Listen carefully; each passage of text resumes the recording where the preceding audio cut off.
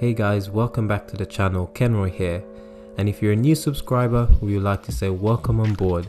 Thank you so much for all of your support. Now we're nearing the end of our ground floor renovation project, where Sophia and I have been renovating our 1870s cottage. Now while upstairs in our house is in a pretty good condition, the ground floor kitchen and living room was in desperate need of renovation. Now if you can remember, at the beginning of the year, Sophia and I went to Wren's kitchen showroom in order to pick out a new kitchen for our cottage. Now if you've been following along, you know that our journey hasn't been a smooth sailing, as unfortunately Sophia wasn't very well while we were trying to do this project. Nevertheless, we decided to push on, and now we're so close to the finish line. Whenever you get to a painted stages within a project, you know that you're nearing the end. Now in today's video, I'll run through most of the painting which was done by myself in order to save money. Now of course our project was always about doing it to the best of our ability, on a budget of course. And towards the end of the series, we will be sitting down with the calculator to show how much money we actually spent on this project. Now on this channel guys, we do talk about personal finance as well as DIY projects in order to save your family money. And so I'm sure many of you will be very intrigued to know how much we actually spent on this project. Hang tight guys, all will be revealed in a future video.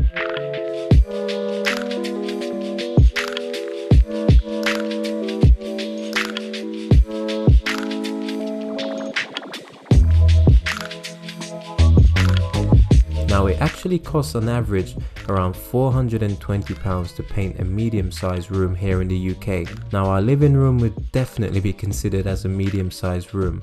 Not only did I paint the room myself in order to save ourselves money, but I also removed all the wallpaper.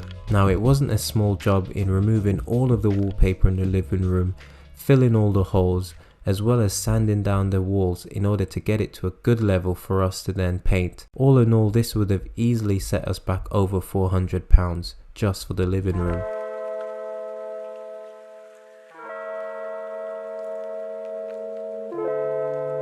I was also able to do the exact same thing in the kitchen, as well as painting the radiators in both rooms. All in all, I expect the cost if I was to hire someone to paint both rooms, including the radiators and all of the decorative work, to cost me around £1,000. Now of course I wasn't going to spend so much money on doing a job that I could happily do myself. Now painting is one of those DIY projects that I really enjoy doing, and so whenever I had the spare time, I would get busy by rolling up my sleeves and setting to work.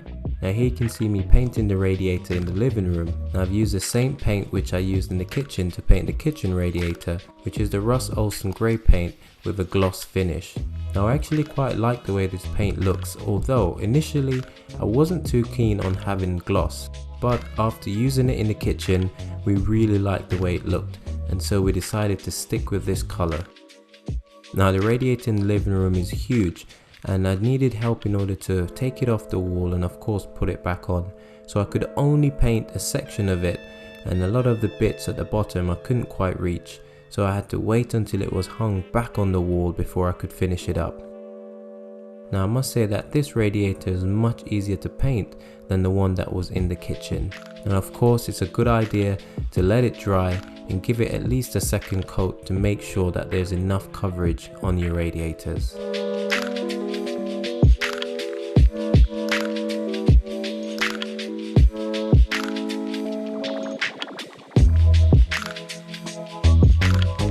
Now with the radiator out the way, it was time for me to get busy painting the walls. Now as you've seen in the previous videos, I'll put the link above if you want to check out the rest of the videos in the series. Sophia and I decided to actually strip the wallpaper completely from the living room. Now I know that this was a bit of a gamble, especially because we didn't know what to expect being an old 1870s cottage. But we were so pleased to see that the walls weren't as bad as we thought they would be. In fact, they were much better than we had hoped. The next thing to figure out was whether or not we were going to get rid of the rails that separated in the lower half of the living room to the top half. And in the end we decided to keep it, and we're just going to paint over it to see what it looked like. But before we moved any further, we had to paint the plaster in order to seal it, just like we did in the kitchen. Now although this plaster was not new, it had never actually been painted before and such, it was important that it got a nice diluted undercoat in order to stop the final coat from seeping in and to give us a much better finish. Now this was real easy, and all I had to do was mix around 2 parts paint to 1 part water, get it nice and runny, and then paint a couple of coats onto the wall. Now don't worry if it looks quite pale and it doesn't seem to be, giving it a nice enough coverage, because over time as it dries the opacity will improve and it will look as if you've given it a coat of paint.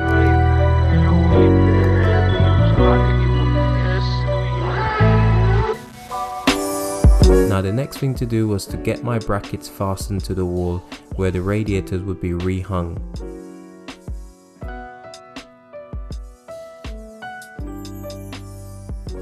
This was a pretty straightforward process as we already done all the alignments before.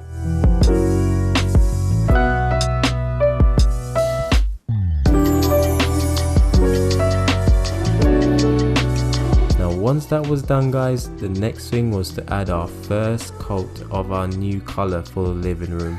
Now we went for a kind of burnt orangey red color, and I don't even remember what this was called.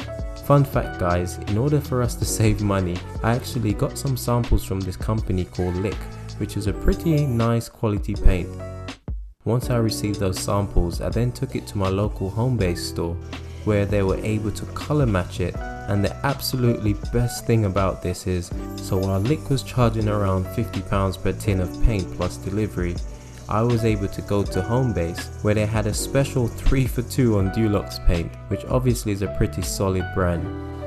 I then got them to color match the paints from the samples that we got from Lick, and I couldn't believe just how accurate this was, as I've never really used the service before. Well, whereas I was going to spend around £150 to get the paints from Lick, we ended up spending, drumroll please, just £60 for all 3 tins of paint. We got 2 tins of 2.5 litres for the living room in 2 different colour, and for the kitchen we got 1 tin of 2.5 litre. Each tin cost around £30 and we got the cheapest tin for free. So essentially we paid for 2 and got the third one for free, which was obviously so much cheaper than getting it with Lick. Now we felt kind of bad doing it this way, but like I said, we needed to save money as we wanted to make sure that this project comes in on the budget. Now I'm so glad that I actually took the time to give these walls an undercoat and got it sealed, because once I started painting with this Dulux paint, honestly it went on so easy with no hassle whatsoever. Now guys, if you look closer you can see that this bottom color that I've added to the wall kind of complements the tiles, but I'll show you that in another video.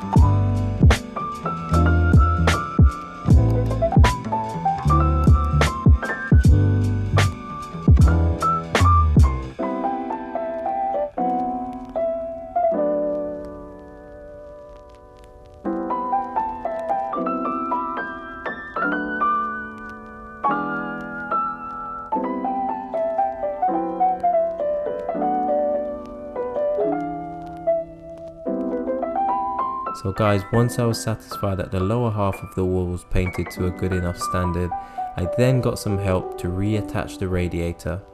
Once it was back on the wall, I was then able to start giving it its final coat, touching up those areas that I missed. Now I didn't go too crazy behind the radiator as no one will ever really see it, but it does look so much better now that it's painted and raised up off the floor.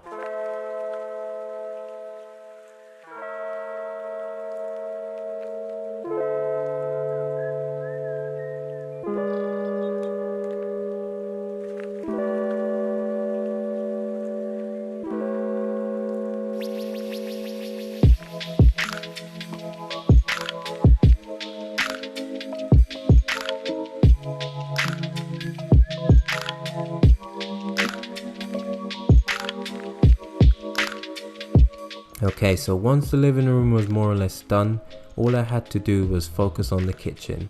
Now the kitchen itself, we decided to keep in a more neutral colour, something a bit lighter and more refreshing, as we've got the darker blue cupboards. Now the kitchen does typically get a fair amount of light, however we wanted to make sure that it was as light as possible, especially in those dark winter months, so we decided to go with a very light blue that almost looks white. Now you guessed it, before we could actually paint the walls with the final colour, I decided to seal it, you guessed it, 2 parts white paint with 1 part water, or you can even go half and half. Now once that was painted in and dried and obviously sealed, I was then happy to mix and apply the final colour on the wall. Now unfortunately I can't give you an exact colour or name of these paints because they were mixed from the samples, but I'm hoping that the video will do it justice and you will at least be able to see what it looks like. Now I know this colour in the kitchen is probably a bit more trickier to see, but trust me when I said it actually came out looking really nice. Now bearing in mind that these weren't the nicest or the greatest walls, but I'm so happy of the finish of these paints. And the good thing about this paint is that it is wipeable, so any mess or any spills can easily be wiped off the walls, especially when you got 2 kids running around.